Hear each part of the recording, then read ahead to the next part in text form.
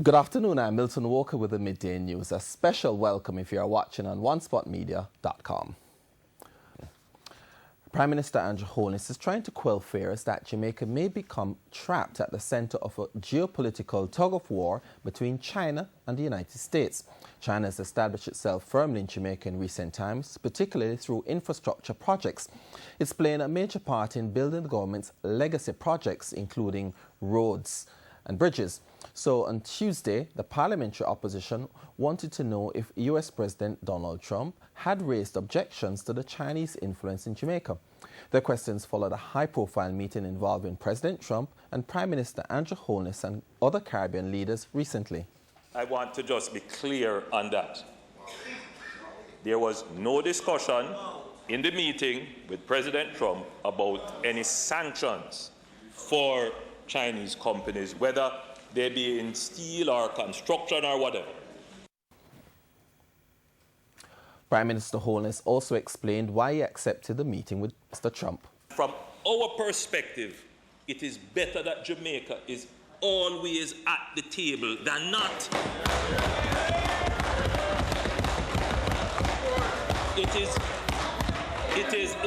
better, Mr. Speaker, that Jamaica's voice is not muted. And I believe that our voice was well heard. And I believe that Jamaica is in a better position. Local Government Minister Desmond McKenzie is issuing a stern warning to beneficiaries of housing units which were built by the Manchester Municipal Corporation. Speaking at a recent handing over ceremony in Hatfield, Manchester, Mr. McKenzie said the units are only for persons who are desperately in need. One of the problems I find, when they get the units, the young girl, them come and then them bring them cousin. And the cousin bring the uncle. And next thing we know, them put them out of the house. And they take it over. These are not facilities for young people. These are for those who are at a level that is desperately in need. The recipients of the units included residents of the Manchester Golden Age home as well as persons who lived on the streets of Mandeville. The one-bedroom units have a total value of $6 million. Another protest this afternoon against the government's plans to use agricultural lands for housing developments. President of the Jamaica Agricultural Society, Lenworth Fulton, says he's determined to fight for the already limited arable farmlands, even as he supports the government's recent announcement of a massive housing development in Portmore, St. Catherine. TVJ's Krista Campbell reports. 27% of lands suitable for farming, now down to an estimated 19.8%. And the Agriculture Ministry has announced plans to use even more farmlands to build houses. Newly elected president of the Jamaica Agricultural Society, Lenworth Fulton, says he's prepared to fight to prevent what he says could be a national crisis if prime agricultural lands continue to be used for other purposes. Manchester is the area where arsenic was developed and tested. Manchester used to provide the best easy peel fruit. The best tangerine would come from Manchester. All of these glorious opportunities have been removed by mining. And secondly, that is a man-made disaster. The second man-made disaster is putting houses on the best pieces of land. As for the recently announced 17,000 housing solution in Portmore, St. Catherine, the JAS president says he supports the move as something that's needed in the Sunshine City. However, he wants the government to take caution. And so there are marginal lands in Portmore, lands that are too saline for good agriculture. Not that it can't do agriculture, but you will use 3 and 4 times the amount of water that you need for average agriculture on those lands. And not that we don't have crops that can grow on them. The coconut itself and many other crops can withstand some level of salinity. So we need to plan. He was speaking to farmers in Manchester this week. Krista Campbell, TVJ News. The College of Agriculture, Science and Education, CASE, in Paisley Gardens, Portland, is now targeting the agri-processing industry in a bid to develop the parish's primary products for the market. CASE President Derek Deslandes made the announcement recently at a Rotary Club meeting. CASE has undertaken two main projects. One is geared towards expanding crop production. Everything we produce, we are moving away from selling those items fresh to processing those items. And we have a number of assets. So for example, in Buffalo, we are establishing a pineapple processing center. All equipment is already in place. Secondly, we are retrofitting a facility that was built by USAID in 1981, that's 38 years ago. And we are refitting that facility to process breadfruit and akis. At least 100 farmers will be engaged in this project. The second project is the upgrading of the water supply in several communities. We will also include another water supply called the Mount Vernon water supply, which is the running of 2-inch pipes, and of course the pump house that has to be constructed and wired, and a storage tank. This after the latest update from the Met Office confirms that drought conditions will remain in the parish. The Portland Rotary Club has donated $10 million towards both projects, which should cost $17 million. Over 10,000 residents from several Manchester communities now have access to free water with the opening of a 20,000-gallon water shop in the Belfield division. Local Government Minister Desmond McKenzie opened the facility as part of efforts to address what has been a chronic water shortage problem for about 90% of the division for decades. The water will be free to the residents for at least a year, but Councillor Mario Mitchell says he will be pursuing a more permanent fix, so residents will have So those communities water. that is represented by the Belfield division, we have Bombay, we have Banana Ground, we have Davidtown, we have New Preston, we have Coffee Grove, we have Blue Mountain, we have Belfield. None of these communities have pipe water.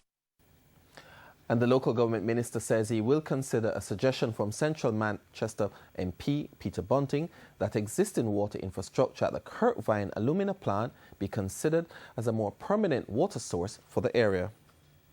The plant has not been operating for over a decade now. And I would say there's just a skeleton maintenance staff. And from all indications, the prospects of that opening in the near future are not good. Now, if we redeploy that water infrastructure to supply these communities, it would be transformational in terms of the quality of life. Meanwhile, Central Manchester MP Peter Bunting wants the garbage collection component of the National Solid Waste Management Authority's operations to be decentralised. Speaking at the recent opening of the Belfield Water Distribution Facility in Manchester, he explained that the municipal corporations would be better at managing garbage collection, which continues to be a sticking point in many communities. The NSWMA would operate the landfills, the regional facilities, the collection centers, etc. And that's a more technical side of it, and I think I wouldn't have any problem with them continuing to operate that. But the municipal corporation will be more responsive to the citizens when they call and say, Belfield High School has a mountain of garbage in front of it and garbage hasn't been. You can be sure that Councillor Mitchell would ensure that the parish councillor, as we say now, the municipal corporation, would respond very quickly to that situation. A woman is now homeless after fire destroyed their two-bedroom house in Bonnygate, St. Mary, yesterday morning. About 9 o'clock, residents saw the building on fire and called the fire brigade. One unit from the Port Maria fire station responded, but could only do cooling down operations as the damage was already done. TVJ News understands that no one was at home at the time of the fire.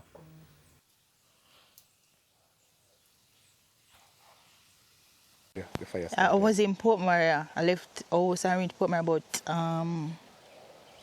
8 o'clock or so. Maybe after 9 I get the call said to come call the fire brigade because my house was on fire. When we reach up here, the fire brigade was already here, thanks to people who called them and neighbors. 2 houses were in the yard. Mine burned flat and the other one is all right, thanks to everybody who helped. It's not clear how the fire started. Samika Clark, who lived in the house, says nothing was saved. I lost everything that a house could ever have in. I lost everything, only the clothes and my bag I have right now. When I came there, the house was burned flat already. Then the neighbors who saw the fire could only try to save the other house, so nobody could really investigate what was happening. I'm alive anyway, but I would really love some assistance to get back on my feet. So thanks to anybody who can really assist. East Portland caretaker Damian Crawford has started free CXC math classes in the constituency, as was promised during campaigning for the recent by-election. He was defeated by the JLP's Anne-Marie Vaz in the April 4 by-election. Nonetheless, the classes were held over the weekend at 3 different locations, where more than 300 students attended. With people, I try to share my knowledge. I have a reasonable grasp of mathematics, and so therefore, because the CXC mathematics is one of the most difficult subjects or most feared subjects, I've always tried since I was 24 to have it at math camps or anything for free. This class is good. I've seen a lot of students who are not in 11th grade only, but starting from 7 going up. And I think this is a good opportunity for these students because they can be acknowledged of the field of mathematics. So when they reach the CXC time, they can be knowledgeable of the work that they're going to do in the maths class. A class like this will bring back boys because, as I said before, he stoops down to the level so you can understand. So he interacts with the boys mostly. Like he implements everyday life situations which boys can relate to. And here's a preview of what's coming up in this evening's Health Report. In the next edition of the Health Report, we look at diabetes. Parents must resist the temptation to introduce their children to fast foods on a regular basis. In my opinion, fast food should be a treat, possible twice per year. But this regular ingestion of salty, sugary, and fatty food is a guarantee for long-term complications as a result of obesity. That's the Health Report this evening in Primetime News. And now for today's healthy living tip. Eat less salt. Eat less red and processed meat. Eat more fruits and vegetables and cut down on added sugar. Fast food a treat, wow. Let's go on to sports. The Jamaica International Invitational Meet will not be replaced on the local calendar and will return to the local track and field scene next year. That's the word from General Secretary of the Jamaica Athletics Administrative Association, the J3A's, Garth Gale, who spoke to TVJ Sports on Tuesday. Garth Gale, the J3A's General Secretary, gave a guarantee that future stagings of the Jamaica International Invitational Meet will be held after it was revealed on Monday that this weekend's 16th staging was cancelled because of budgetary constraints. So I would want to give a guarantee that the staging for 2020 will be on.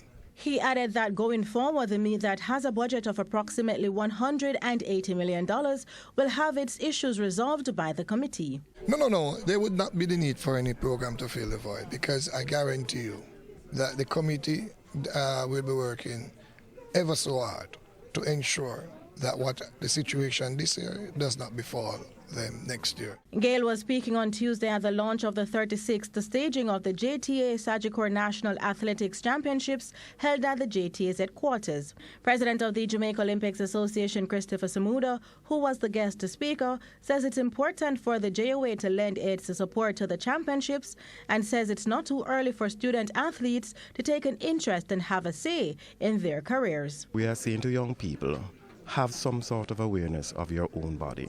Take some interest in your career.